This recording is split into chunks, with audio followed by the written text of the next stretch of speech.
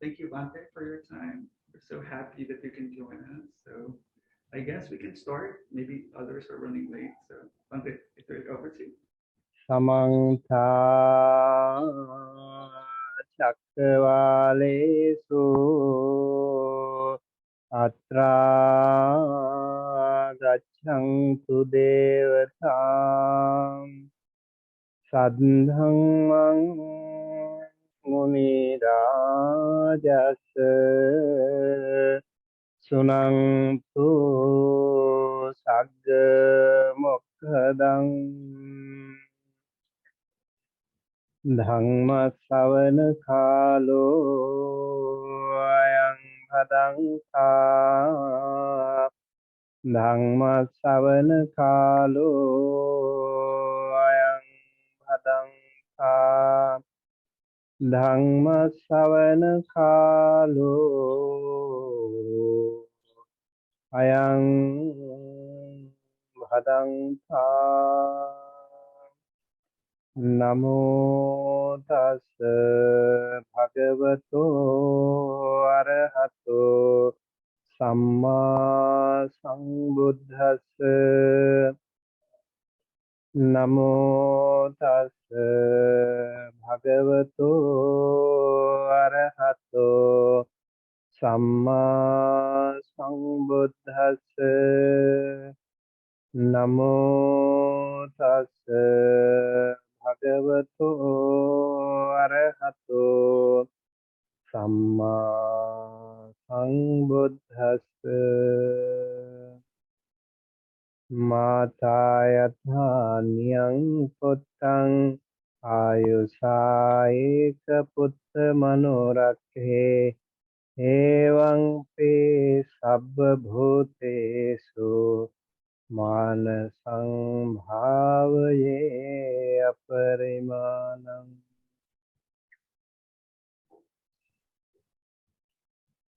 Hello everyone.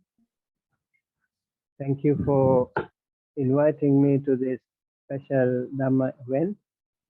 And today the topic is the power of loving kindness. And we are going to start a little bit of meditation, and then we can also have a Q&A session with you all, so you can ask some questions, and then we can go ahead with the discussion as well. Okay, so I think it is good to get started with a short meditation. I would like to invite all of you to settle on your seat comfortably. Keep one palm on the other. Rest them on your lap. Straighten your back. Straighten your head. And slowly and gently close your eyes with more compassion and loving kindness to yourself and to everyone else.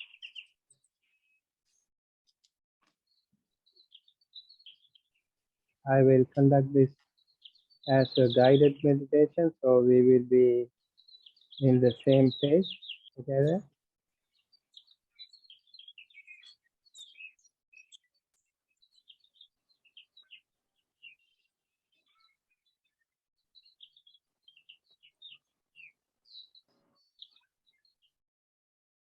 So please take a good long deep breath and hold it for a few seconds. And then slowly release. Please take a good long deep breath and hold it for a few seconds.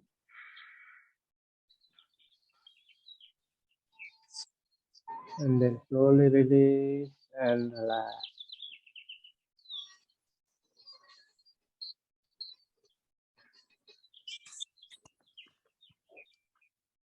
Now let us observe the breathing pattern.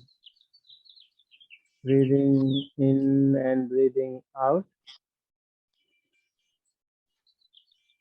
The incoming air touches the nostril before entering the body, so we will pay attention to the nostril. And the outgoing air touches the upper lip, so we will pay attention to the upper lip.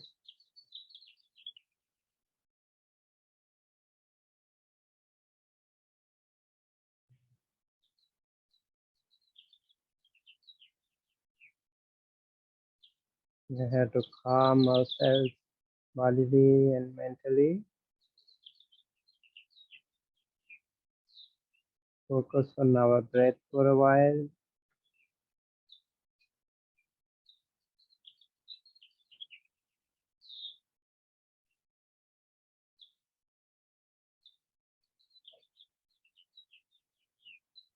When we breathe in the good energy to our body, and we remove the negative energy when we breathe out.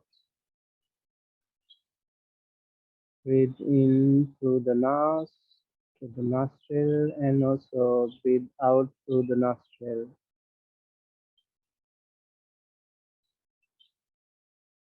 Gently and naturally we breathe in and we observe the breathing.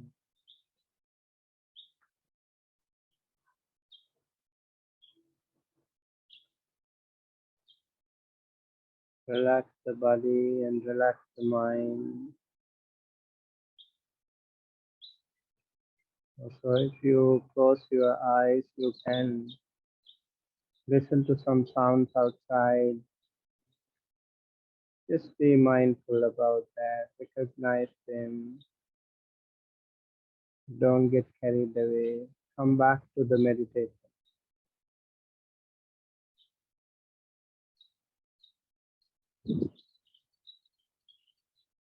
And then we switch to loving kindness meditation.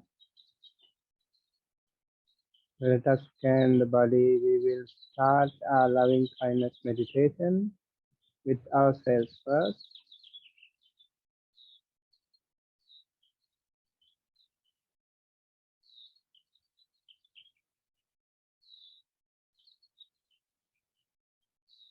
Starting from the top of the head all the way to the tip of the toes. Please scan slowly the upper part of the body,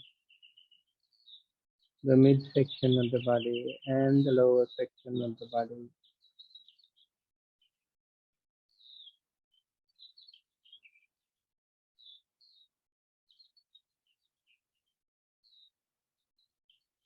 Slowly scan the upper part of the body from top of the head to the shoulders.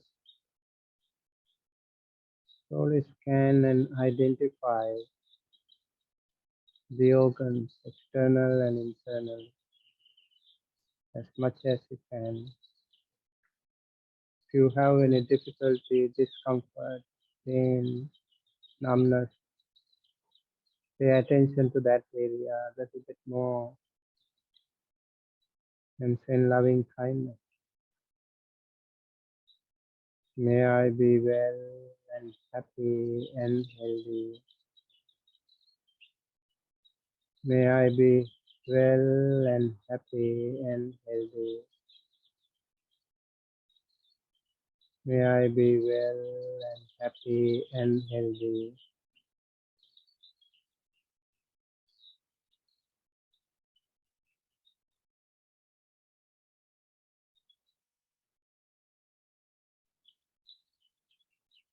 With the incoming breath, we send loving kindness to the upper part of the body.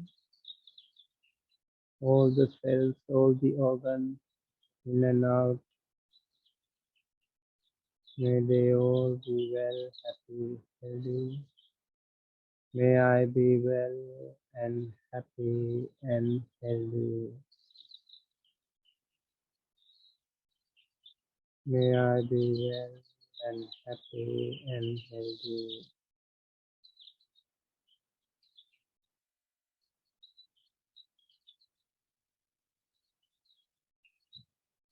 And then we also send the loving kindness to the midsection of the body, starting from the shoulders to the lower back. Many of our vital organs are located in this area.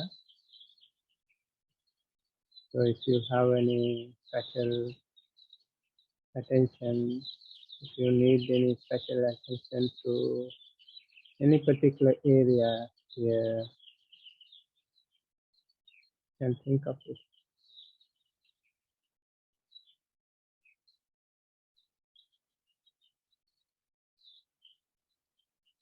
Any pain, any discomfort, any numbness, any tightness somewhere in the midsection of the body, if you have, please pay more attention to that area and send loving kindness. May I be well and happy and healthy.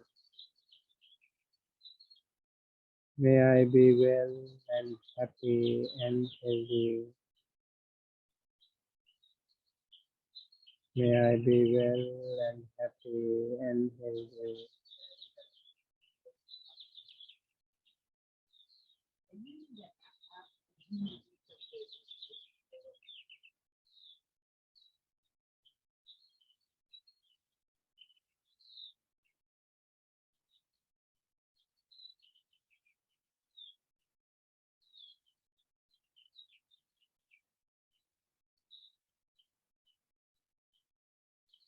Now let us pay attention to the lower section of the body, starting from the lower back all the way to the tip of the toes.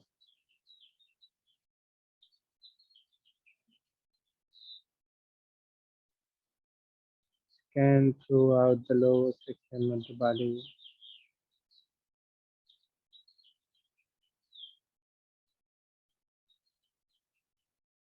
If you have any difficulty, discomfort, tightness, pain, numbness, and loving kindness to that area more.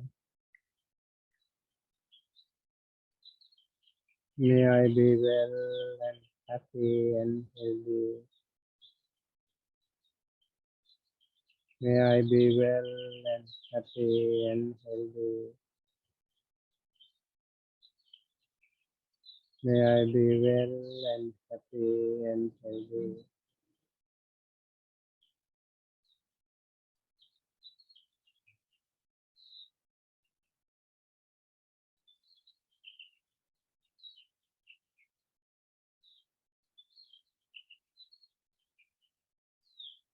Now let us think of the entire body in general.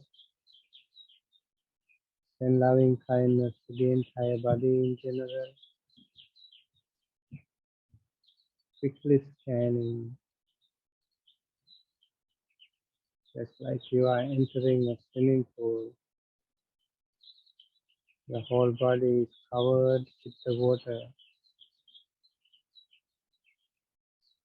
Similarly, we will scan our body and send loving kindness to all parts of the body. May I be well and happy and healthy. May I be well and happy and healthy.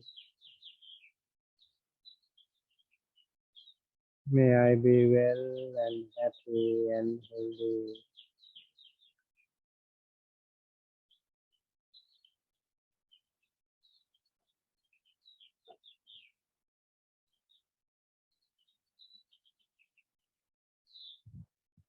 Breathing in and breathing out, sending loving kindness to all parts of the body.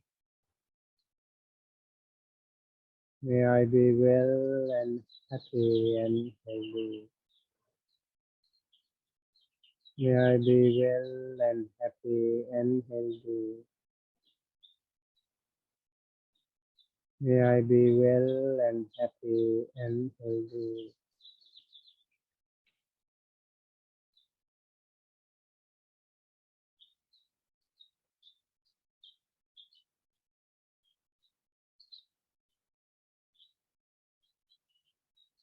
Now let us think of all the wonderful friends who are joining us with this meditation today, right here, right now, and all the loved ones, near and dear ones of your family, friends, relatives, teachers and elders, and all those benefactors, all those people who well wish you, who guide you, who protect you, who are with you in your ups and downs, who are happy when you progress, who help you, who guide you, who protect you, who bless you. All those wonderful friends, all those near and dear ones, all those well-wishers and benefactors, may they all be well and happy and healthy. May they all be well and happy and healthy. May they all be well and happy and healthy.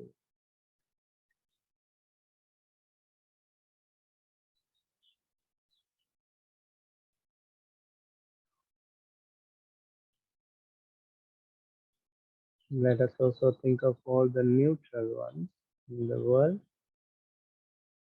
Most of them in the world are actually neutral to us. We don't know them, they don't know us. So we don't want them to turn into hostile situations. So it will be very helpful if we can rather turn them into friends,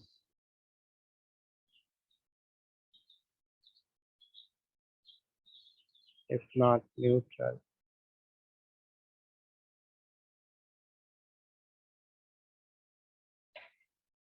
If not unfriendly.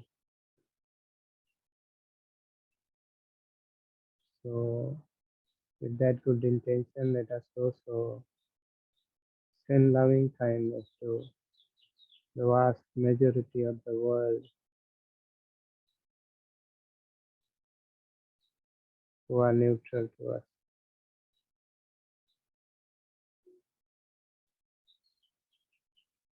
May they all be well and happy and healthy. May they all be well and happy and healthy.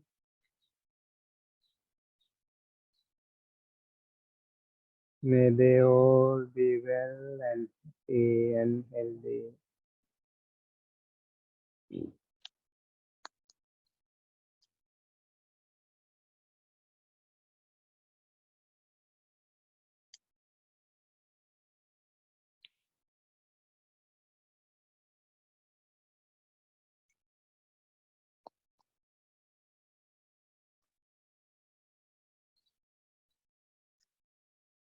Let us now think of all the unfriendly ones. Please think of if you had somewhere, sometime in your life, any unfriendly one, anyone who was angry with you, who was trying to bully you, who was trying to hurt you, hate you, dislike you, yell at you, if there was anyone that you didn't like or anyone didn't like you,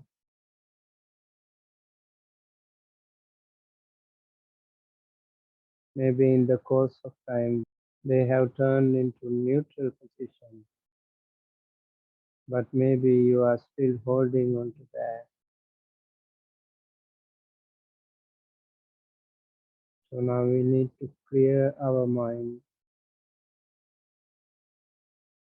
We don't want any enemy, any unfriendly one, any hostile ones in our life. We're not going to live forever. Just a short life full of impermanence. So we need to send loving kindness to all the unfriendly ones as well. Just think of anyone in the past or in the present. If you have any unfriendly ones in your life, may they all be well and happy and healthy. May they all be well and happy and healthy. May they all be well and happy and healthy.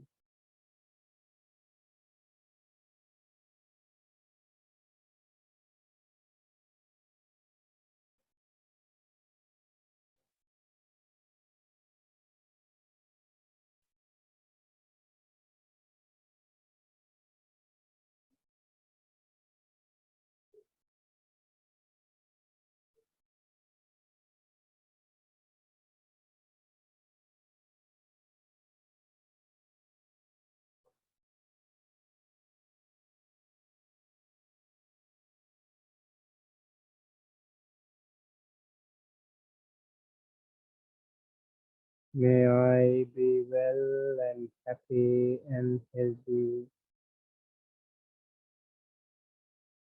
May I be well and happy and healthy.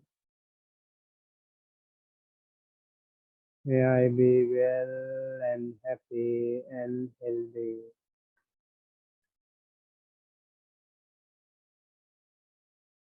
May all sentient beings, seen and unseen, all men and all women, all children and all elders,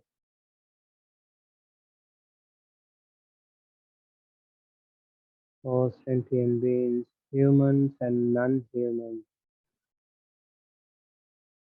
skybound, earthbound, waterbound, all sentient beings, near and far, weak and strong, short and long, seen and unseen, all sentient beings. May they all be well and happy and healthy. May they all be well and happy and healthy.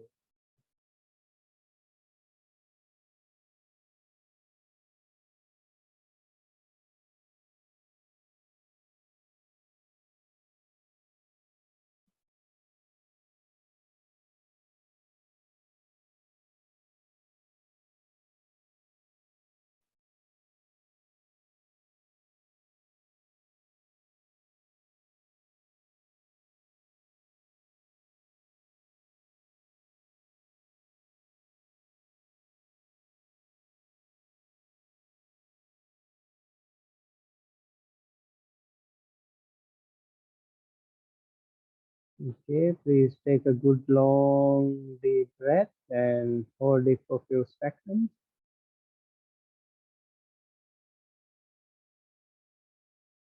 And then slowly release and relax.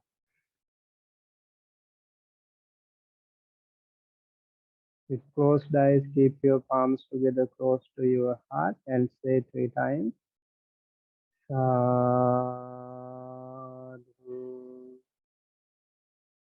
sadhu,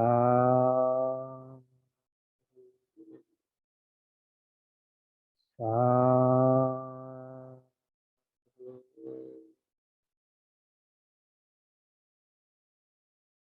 Now gently and compassionately open your eyes with more positive energy towards yourself and towards the rest of the world. Looking at yourself with more compassionately, looking at the world more compassionately. Please open your eyes gently and slowly.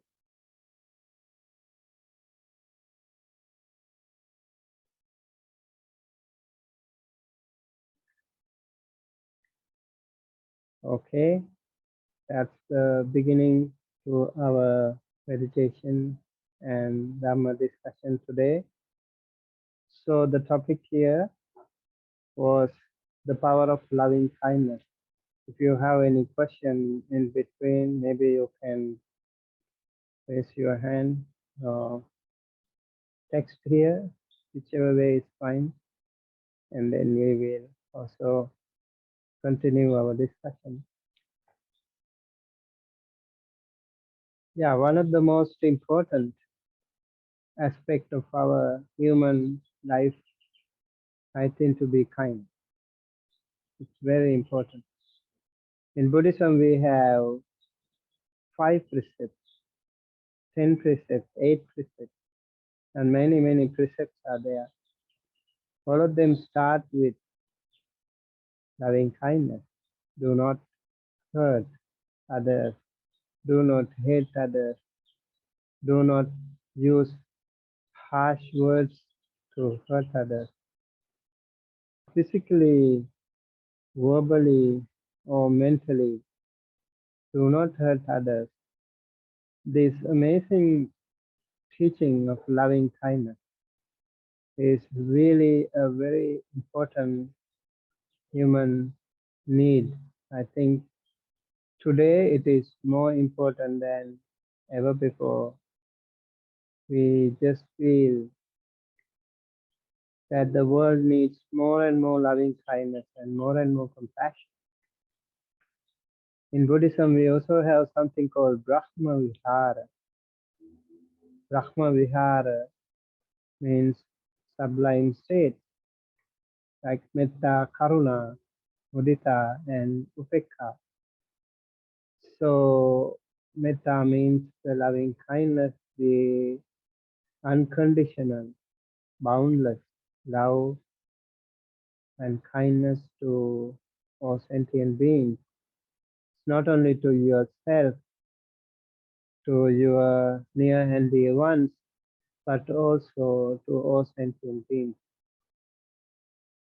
The Pali stanza that I used at the beginning of this event today is quoted from Karaniya Metta Sutta, the discourse on loving kindness.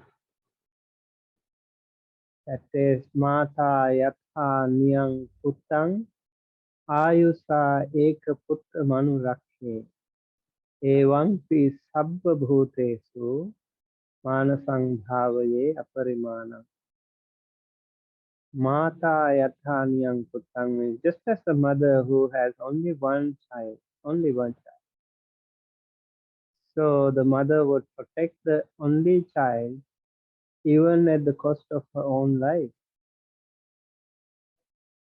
Similarly, we have to send loving kindness to all sentient beings without any demarcation, without any limitation, without any injustice.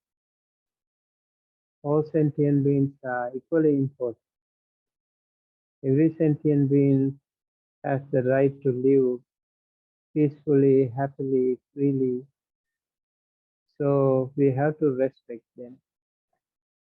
So in the 5 precepts, when we say Panatipata Veramani Sikkhapadang Samadhiyami, we take a vow. I undertake the precept to abstain from killing living beings. So I do not want to kill anyone. I do not want to hurt anyone. So if you are physically not doing it, that is so much better. Sometimes maybe We can do it through our verbal faculty too. Sometimes we might hurt other people. Sometimes we might even order the other people to do that. So verbally also we have to restrain. And then the most difficult part then is the mental faculty. Even in mind, we have to send loving kindness. We have to be kind and compassionate towards sentient beings. So this is very important. Let's say you are angry with someone and then you mentally think, oh, may this person be gone or be sick, or you might have some ill will towards that person. So Panatipata, if you take it very seriously, it should be restrained in three different levels: bodily, verbally, and mentally. Yeah. First of all, we need to focus on our physical level. Like, I'm not going to physically hurt anyone, and that is very important. And then later on, you decide, I'm not even verbally hurting anyone, just like harsh speech, Visunavacha, Veramani, Sikkhapadan, Samadhi. I'm not going to use any harsh words to hurt others. And then later on, even mentally, I don't want to think of anyone in the world. Maybe someone who is not even related to you, someone whom you have never even seen, but maybe looking at the world news, for example, you might not like some people, so you might want them to go away. Even mentally, we can't do this if we seriously observe these precepts. So this is very helpful if we do it. If we keep doing it, it will be very helpful. In the suttas, there are many references towards this sila. This sila is the foundation of our spiritual journey. Sila samadhi panya. Sila is the morality, the virtues. That is the very foundation of our spiritual journey. Without sila, you can't have any samadhi. It is difficult to have samadhi without sila. Sila is the precondition, requirement. You are required to observe sila, follow those precepts in order to practice better. Sometimes in your meditation, if you feel like I'm not meditating well these days, I can focus these days. Maybe you can look back into your precepts. Am I doing something wrong? Am I breaking some sila these days? Virtues, morality, code of conduct. Am I not confident in that practice? So you can go back and look into that. Maybe that could be the reason where you can focus. You can go to concentration. You can have samadhi. So sila is the foundation, and then you can go to samadhi, concentration. Only when you are in samadhi, when you are very calm, very peaceful inside and outside, then you can actually take good decisions. You can achieve panya, the wisdom. So these three conditions, three stages should be followed, should be monitored very closely, and they are mutually helpful to each other as well. You need to be serious about that. Loving kindness, something that we can follow, we can practice, although at different levels people have difficulties, but loving kindness is something that we can be so much benefited all throughout. In the Metta Anisansa Sutta, there are 11 benefits of loving kindness. Like, you can sleep well, you can wake up well, comfortably, peacefully, happily, and you don't have any bad dreams, no nightmares. You will have a very peaceful, comfortable sleep, and then you will be a pleasant person to all humans. Wherever you go, people will have a liking towards you because of your peaceful and calm and loving kindness nature. Even the animals can feel it. They can even sense your loving kindness, your powerful love. And so not only to the humans, but also to the non-humans, you will be a pleasant person. They said in Pali, Manussanang piyo hoti, amanussanang piyo. And when you practice loving kindness, you will also be followed by some good angels with you, and they will protect you. Devata Rakhanti, they will protect you. Sometimes you will never know how you are rescued from a situation which is really miraculous. People save their life, maybe from some accidents, maybe fire, water, air. You never know. Things can go wrong. The nature goes wild sometimes, and then your life is saved when the others are gone. Miraculous things can happen. Your life can be saved. So you never know who's behind that. There can be someone who is protecting you because of your loving kindness. So that is another benefit that we have. Devata Rakhanti. And then the fire, the water, and the poison, and all these things also can't damage you when you practice loving kindness. That again, very important. And you can easily focus, easily concentrate when you practice loving kindness. Because the one who practices loving kindness is more calm and peaceful in nature, and they are not restless. And therefore, it is easier for that person to concentrate. To go to a deep meditation is much more easier for them. So the power of loving kindness is so important. And you don't panic in any situation. You are rather focusing and using loving kindness as a tool to maintain your inner peace. So these are some of the very helpful, important benefits of loving kindness. The last one, it is said, if you die as a person who continues to practice loving kindness, you'll be able to be born in a better realm like the Brahma world. So when somebody is born in a Brahma realm or Brahma world, that means he or she is already in a jhanic situation, jhanic mode, jhanic state. And so thinking that we always need to practice loving kindness, and thinking that we always need to serve the humanity, we can live as better human beings, regardless of your religious perspective, regardless of your other opinions about life.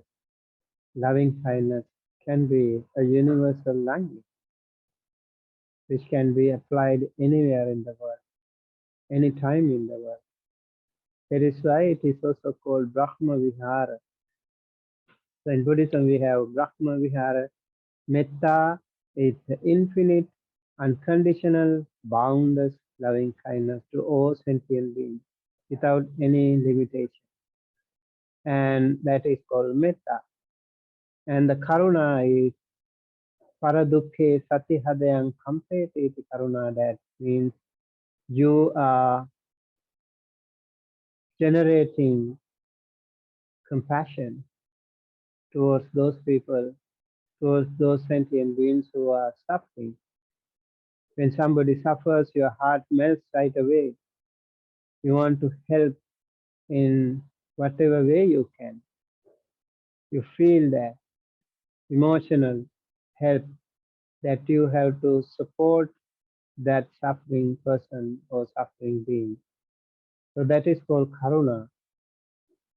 And mudita is a little more challenging one though.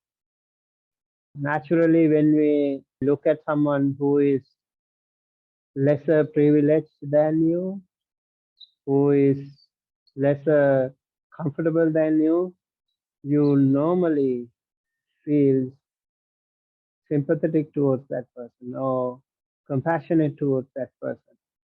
But can we do the same thing when somebody is more comfortable than you, more better off than you, someone who is stronger physically, mentally, someone who is wealthier, and someone who is more educated, someone who is better looking, someone who is better placed in the society?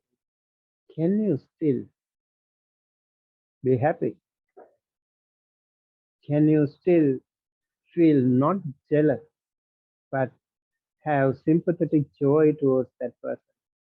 Oh, how wonderful that person is.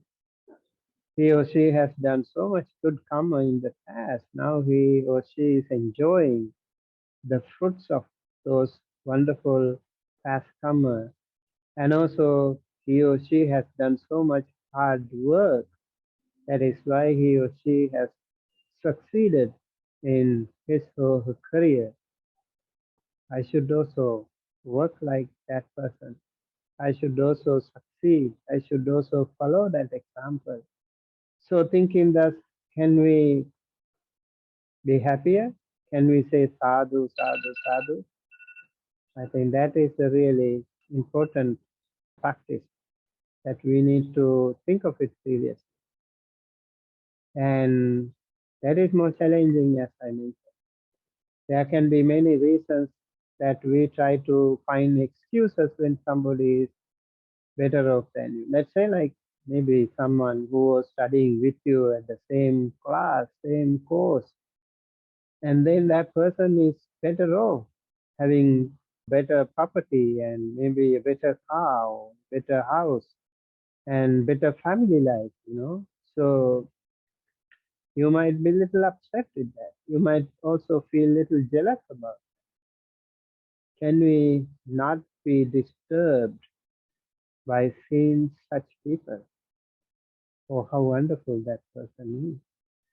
He or she has done so much good, not only hard work, but also good karma in the past. That is why he or she is better now.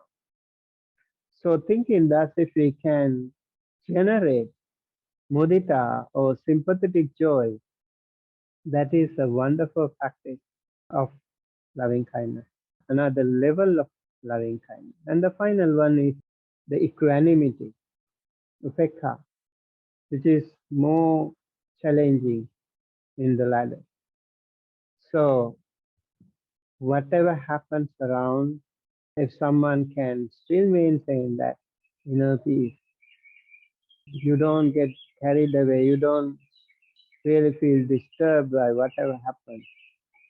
That's a really powerful practice. It's not easy. We easily get carried away by hearing the news or whatever happens, maybe in your family, maybe in your personal life, maybe in the world outside too. You see them, you hear the news, and then you get upset. You feel sad, you cry, really feel disturbed. You can't even sleep, you can eat. All these things can happen to us. We feel sad, we feel unhappy. And to maintain that equanimity needs a lot of practice too. So it's a gradual practice again. In order to have equanimity, We need to have metta, karuna, mudita also, better practice. So thinking that we need to practice loving kindness all the time. I think I mentioned this all the time. When we eat, when we drive, when we take shower, every time. Whenever we go to an office, back and forth from your house, you can send loving kindness to all the people. Everyone you meet before going to bed, you can send loving kindness to all the family members or friends and relatives, everyone in the neighborhood, everyone in the city, country, in the world, everyone. Humans, non-humans, everyone. It's very, very important to practice that. Keep practicing that. And you will feel that good energy all the time. Because the more you respect others' life, the more respect that you gain from the others as well. So you respect others and you will be respected by the others. You do not steal other stuff, your property will be also secured much better.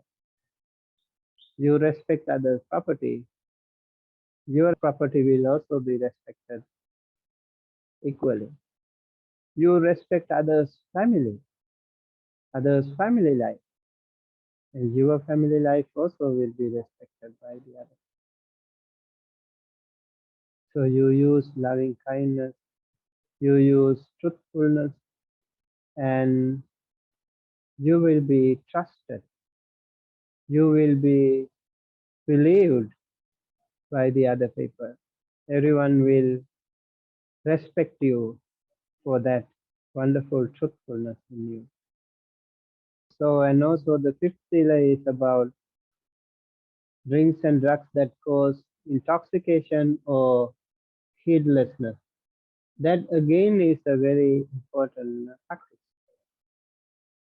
This also can lead us to, maybe some people say it is placed as the fifth sila, so it is less important, but it's not so actually. Even if it is the fifth sila, fifth precept among the five precepts, if you go out of control in your drink, maybe you might break all the other sila, all the other precepts. People, when they want to do some bad things, they also take drinks and drugs. Especially drugs can be disastrous today. They can make you insane. So we have to be really careful about sila. So by practicing this sila, you can become a powerful practitioner. And I also, I think, want to mention about the five factors. If you want to complete an act of killing, there are five factors. One is that you know that it is a living being. Number two, that you recognize you have the intention to kill that person. Number three, you plan. Number four, you execute the plan. And number five, you accomplish your mission. And eventually that person or that sentient being dies. For example, let's say there is a mosquito. You don't like mosquitoes. Many people don't. So when you hear the mosquito hovering around you, you hear the buzzing sound and you feel upset right away. You get angry. And then you recognize it as a mosquito. And the mosquito lands on you, on your skin. Okay, now you want to kill it. And now you also have a plan. Nowadays, people have also invented some equipment to kill the mosquitoes and flies. Maybe using that, or even using your bare hand. You might try to kill the mosquito. Let's say, like, by chance, the mosquito flies away, then you don't complete the act of killing. But halfway done, the karma was halfway done, not completed though. But just in case, if your bare palm can crush the mosquito will die right away, and then your act of killing is complete. So you recognize the sentient being or living being, and then you have the intention to kill, you have the plan, and you execute the plan, you accomplish the act. That's how we complete the act of killing. So we have to be really careful about these things. Although it looks like just a fraction of a second when you kill a mosquito, how can we complete all these fire acts? It's all done so fast. In a fraction of a second, we take all decisions. We decide, we plan, we recognize, we execute and accomplish the act really fast. The mind power is much faster than anything else in the world. Therefore, it's really important to think of it that way and send loving kindness rather. Maybe you are scared of mosquitoes because you think malaria or dengue all the time. Not all mosquitoes are malaria or dengue anyway. Most of the mosquitoes are actually innocent, harmless. And you are scared all the time. And then even before the mosquito bite takes place, you are already toxic. Your skin, your blood already become toxic. That's the problem. So if we do not panic, rather, okay, let the mosquito bite me, take some drop of blood from me, it's okay. And if you think that way, maybe even the poison can become less harmful. And maybe you will not get blisters. Nothing happens to you. Even a real malaria or dengue can also not harm you that much. So thinking that practicing loving kindness can be much more beneficial to you and to everyone else. Thinking that we should practice loving kindness. Yeah, think of everyone else in the world. We are here for a short time. We are not here for all the time. Our life is short, full of glorious uncertainty. Impermanent is the key. We live here only for a short time. Therefore, we should be able to practice loving kindness more and respect others' life. You have a question, Minnie? Yes, Bhanteji. The question is, how does loving kindness help in developing insight? Is there any connection between loving kindness and insight also? Definitely. Like when you practice loving kindness, as I mentioned, you will be able to maintain your inner peace much more better. Of course, you will have more peaceful nature. Your anger will be controlled. Your restlessness will be controlled. You will become a more comfortable, more peaceful, confident person wherever you walk. It definitely helps you inside. It's not an external thing, definitely. It's external thing is much, much less compared to the enormous internal energy that you have when you practice loving kindness. Let's say you get angry and you know exactly how to control that. Anger can happen to any person, any moment. But when you keep practicing loving kindness, you will not react to those situations negatively. That is the most wonderful thing in practicing this meditation. Okay?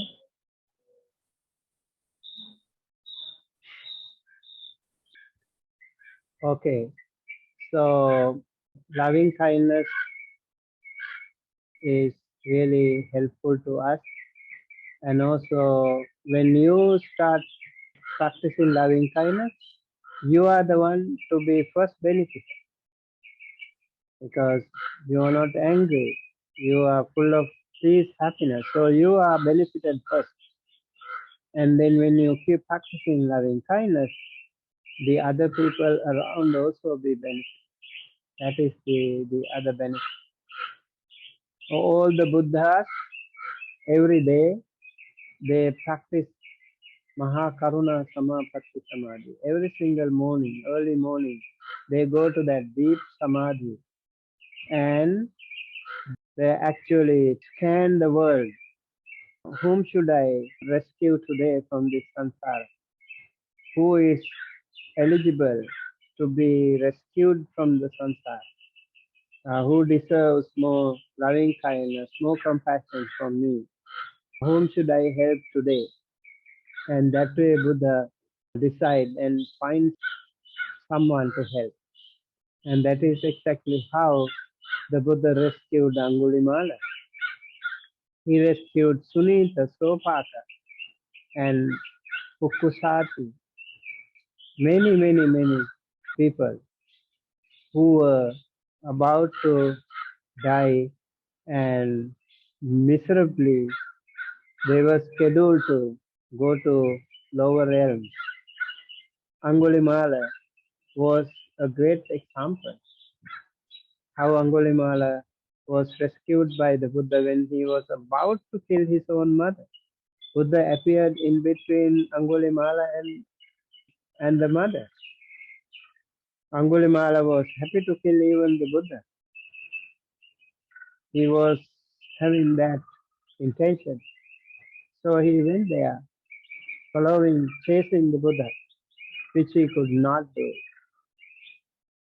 And eventually he became a very wonderful monk. He became an arahant after listening to the Dhamma.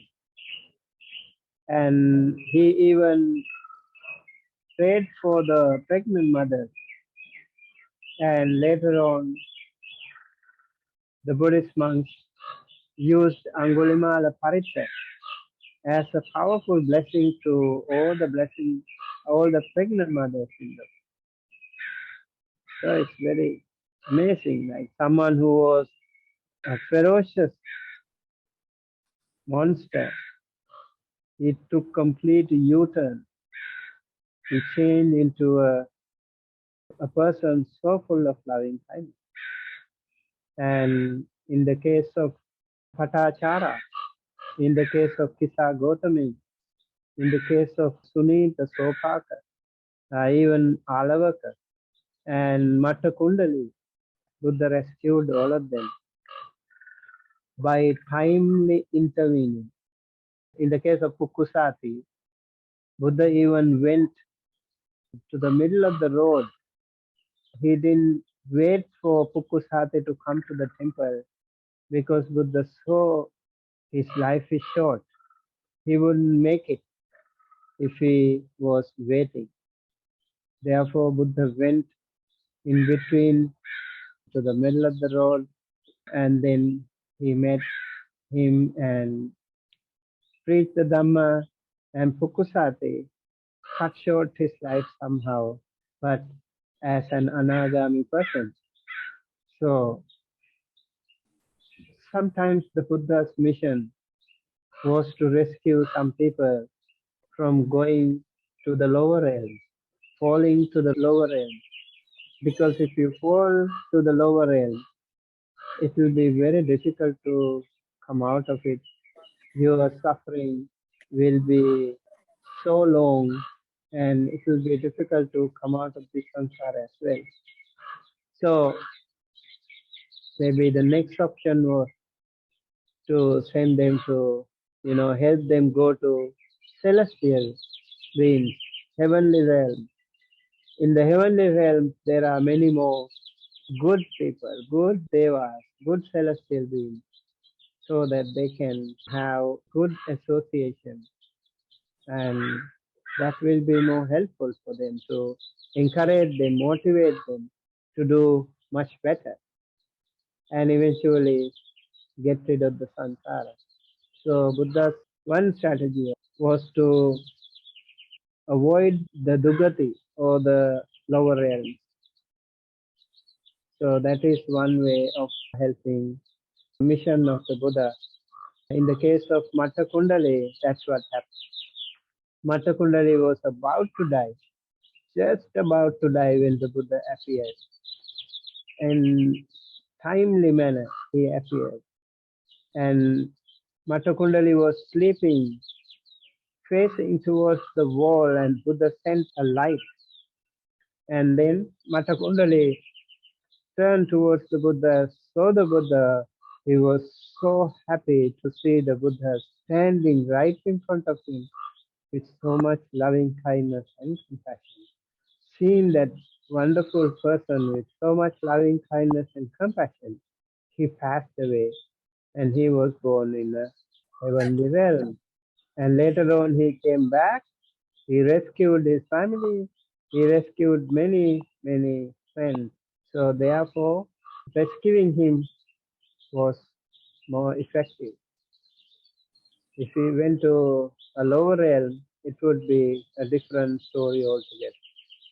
Bhanteji, if I complete my loving kindness meditation, at the end, can I transfer the merits of whatever merits I gain to someone whom I want to do it, like someone who is very sick or someone who is really in need of getting rid of anger, of jealousy, or frustration? If I know such a person, then can I transfer my merits to that person, and will it really make any difference? Thank you. You definitely can. It will definitely make a difference to that person or to yourself. It depends on that quantity, actually depends on the quality of the practice and also their receptive power. But you can definitely do that. Let's say if I say, may you be well, happy, healthy. Today we were practicing and I send you loving kindness very sincerely, very honestly. If I send loving kindness, even if you're far, far away, you can feel it. Our parents, for example, they love the children unconditionally, right? So the parents can send loving kindness to the children very easily, much more effectively. Same way, if you are a good practitioner of loving kindness, you can send loving kindness to people who are sick. You can think of those people who are sick in the world, who are suffering in the world. You can send loving kindness. Sometimes if you see someone arguing with each other, rather than enjoying that moment, you can send loving kindness to those people. May they be well, happy, healthy.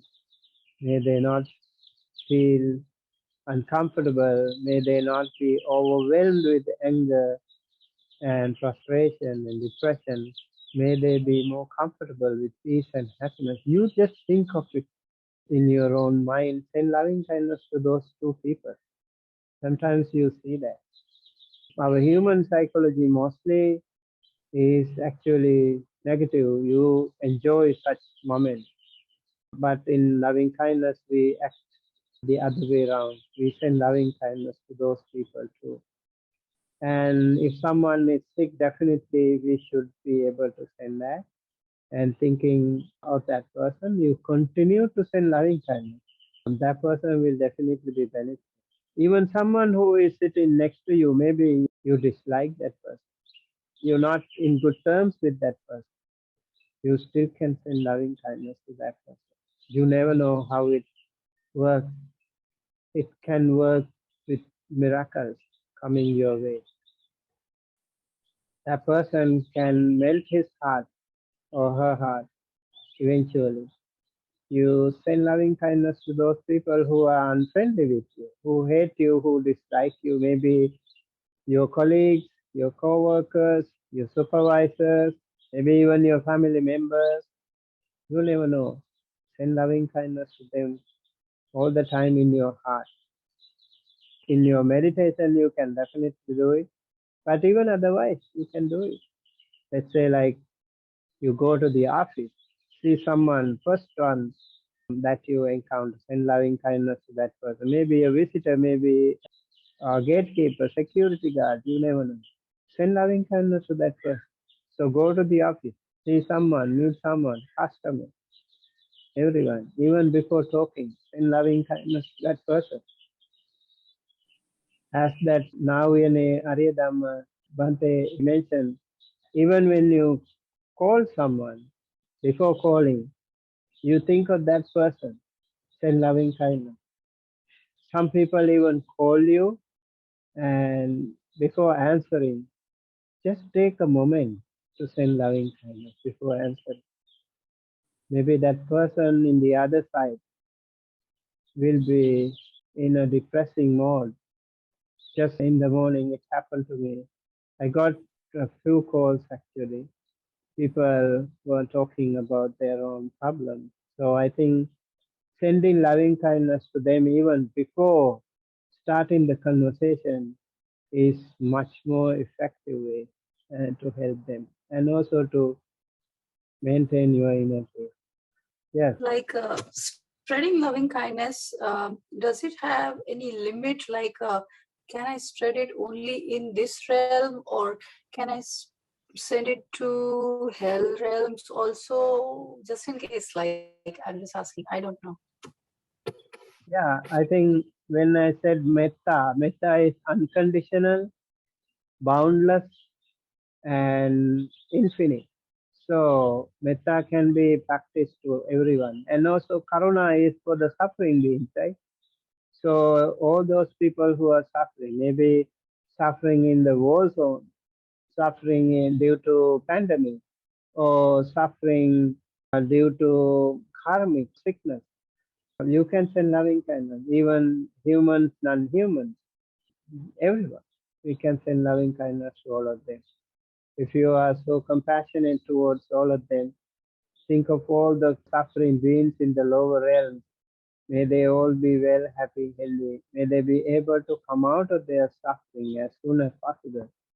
It's a really powerful practice, very helpful.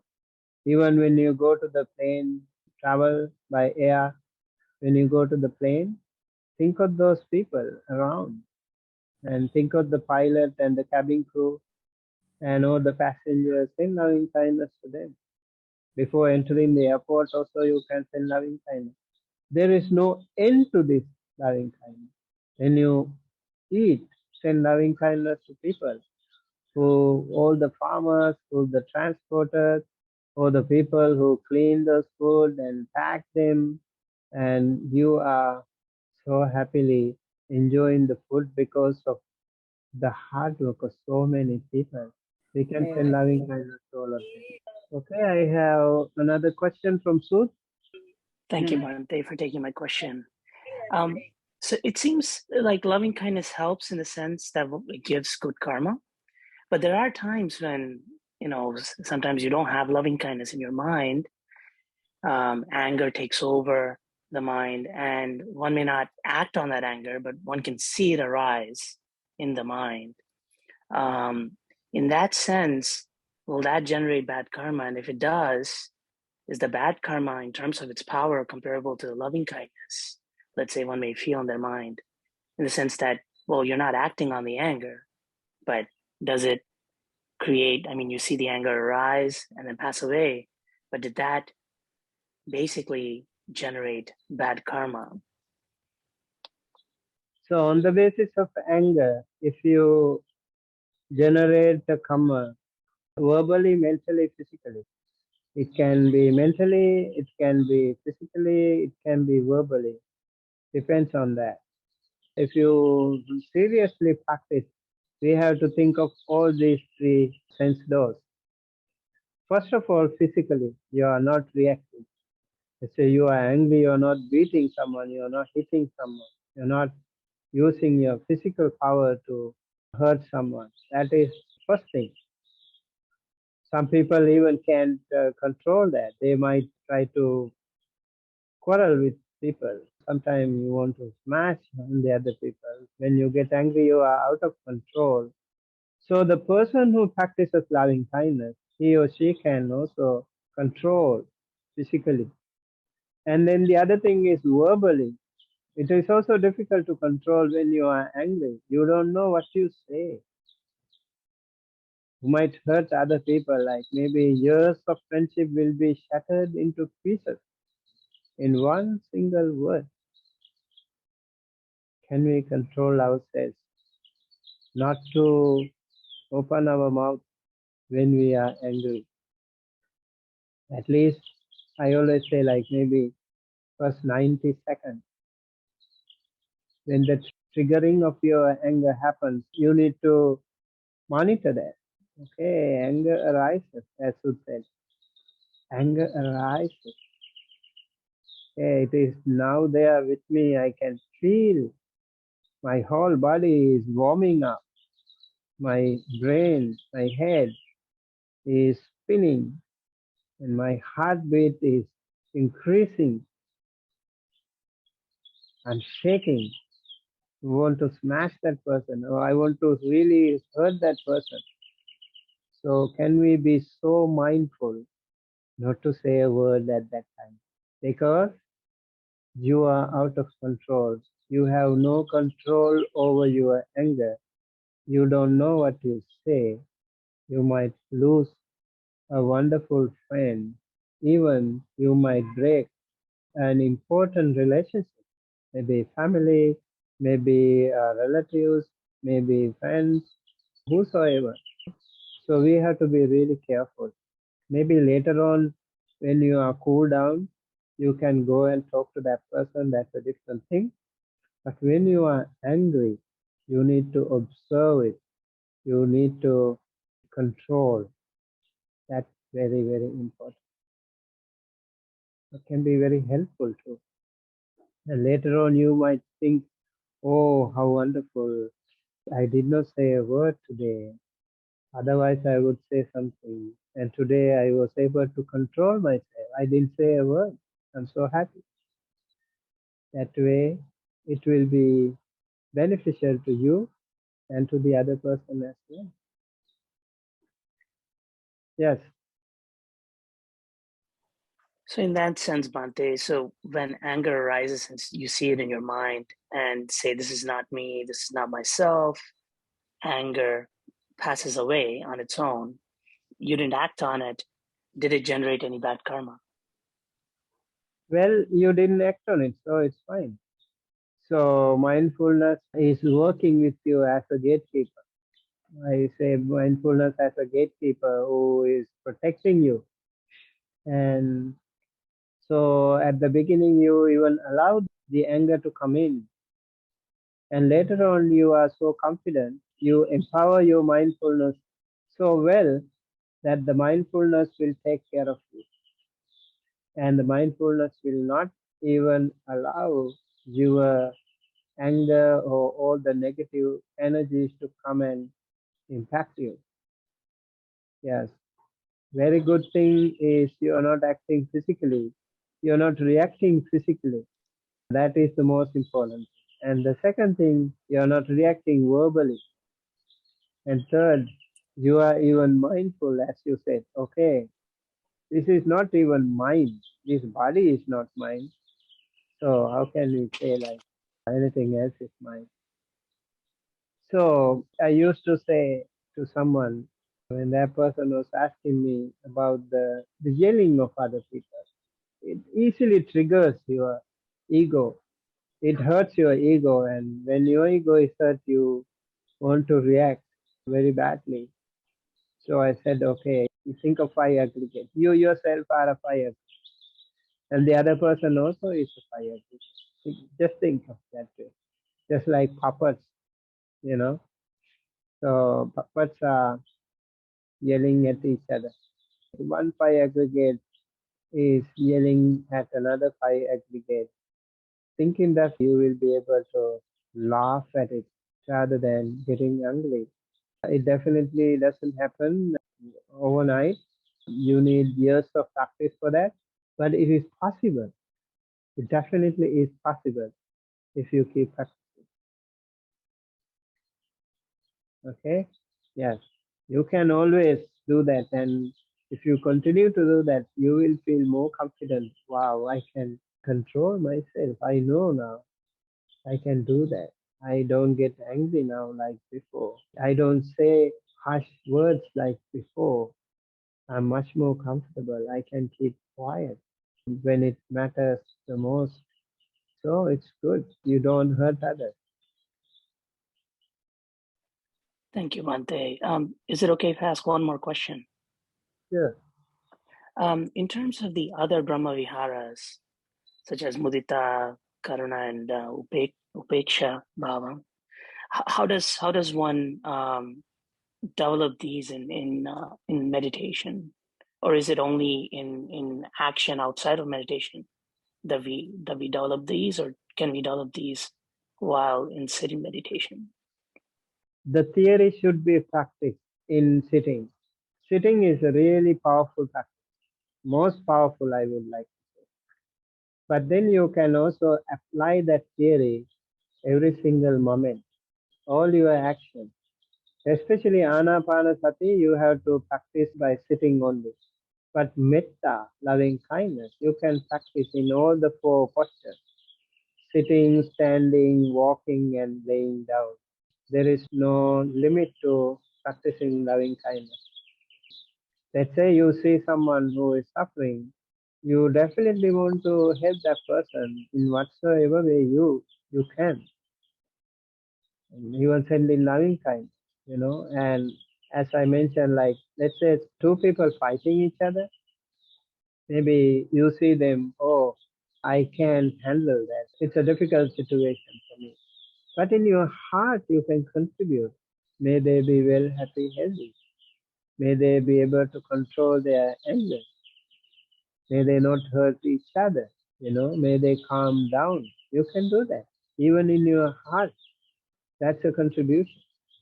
And verbally, if you can, of course, you can intervene right away. Hello, calm down. It's okay. You should be able to do that too. And physically, if you can go ahead and do that too. Try to separate them and try to make them calm down and do not hurt each other. That's another way of doing it. So when you see someone suffering, homeless person or sick person, we can always think of them and help them in whatever way we can. If you don't have money, it's okay. You can help in many other ways. You can maybe even help someone, a blind person, to cross the street. Maybe someone is holding something and he or she wants to open the door. You can help. There is no end to that too. Whenever you see someone in a less privileged situation, you can go ahead and help physically, mentally, verbally, financially, even like helping, giving a good piece of advice, even by listening to someone's story, it can also be helpful. But make sure you are more stronger, because that's also a situation I have noticed that some people want to listen to other people's suffering, but they can't handle themselves.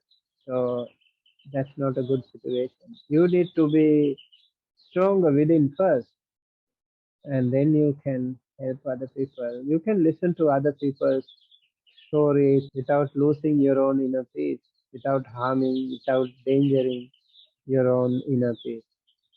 So you need to practice, and then you can, in meditation, and you can apply that theory everywhere else. Hope it helps. Thank you, Bhante. Okay. Thank you, Bhante. Okay. Anyone else? Do we have any other questions? No other questions, Bhante. It's actually 8:35. I just want to be mindful of everyone's time. Any last words, perhaps, from me? Okay. So then we will think of the practice. We practice loving kindness, and then we practice loving kindness today to ourselves and to our loved ones, and then to the neutral ones, and then to the unfriendly ones. That is one way of practicing loving kindness. That's one technique. And there's another technique, like you start with yourself again, and then you can send loving kindness to all the directions, like all sentient beings, seen and unseen, men and women, children and elders, humans and unhumans, all skybound, earthbound, waterbound, all sentient beings, in the northern direction, in the southern direction, in the western direction, in the eastern direction, in the upper and below, all directions. May they all be well, happy, healthy. You keep practicing that. Also, is a really good thing. While driving, you can practice. While eating, while cooking, while working, you can practice all the time. That will be very helpful to all of you. So thinking that, maybe I will conclude today's Dhamma discussion and meditation with transferring merits to all of you. Please keep your palms together close to your heart and close your eyes. Think of all the wonderful meritorious activities that you have done during this lifetime, during your whole course of samsara. By practicing dana, sila, bhavana, the generosity, the morality, and the meditation, and all the other noble charity activities that you have performed, by the power of those wonderful positive activities, you generated the good positive energy. By the power of all those meritorious activities, by the power of that good positive energy, wholesome energy, may you be well, happy, healthy, safe wherever you are. May all your family members, friends and relatives, loved ones, near and dear ones, teachers, elders, everyone in your community, everyone in your country, everyone in the world, be blessed by the noble profession. May you always be safe and protected wherever you are. May no harm come to you from water, fire, air. May no harm come to you from terrorists, enemies, or any other unfriendly being. May you and your property, your loved ones, always be safe and protected. May you be able to live your life peacefully, comfortably with good health. May all the celestial beings, all the sentient beings, and also all the departed ones share this merit, receive this merit, be well, happy, healthy, safe, wherever they are. Especially let us think of the world leaders. May all the leaders, social, religious, and political leaders in the world, may they all be well, happy, healthy, safe. May they be blessed by the noble regime. May they be able to take right decisions, correct decisions for the benefit of the world. May there be peace on earth. May all those suffering beings due to pandemic or due to war situation in Ukraine and other parts of the world, or due to other difficulties, may all those suffering beings be well, happy, healthy, safe wherever they are. May there be peace on earth. May all of us and all of them, all sentient beings, including Devas, of course, be able to live peacefully, comfortably with good health. May all of us and all of them be able to attain the supreme bliss of Nirvana, the absolute peace and happiness at the end of our samsara. Thinking that, please keep your palms together close to your heart and say 3 times. Sadhu, sadhu, sadhu.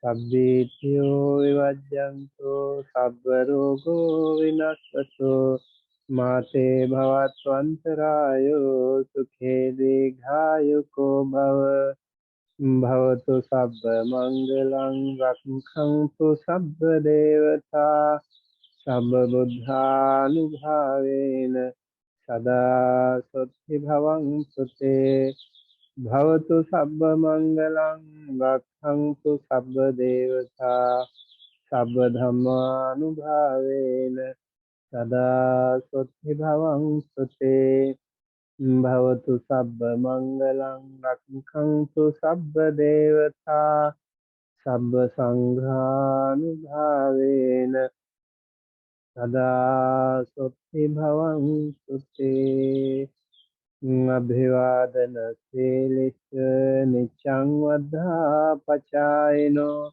Chattaro Dhamma Vadhanti Ayuvanno Sukhang Balang Ayurarogya Sampatti Sagga Sampatti Mevacha Ato Nibbana Sampatti Minati samidhyatu sadhu sadhu sadhu. Thank you, Bhante. Thank you, Bhante.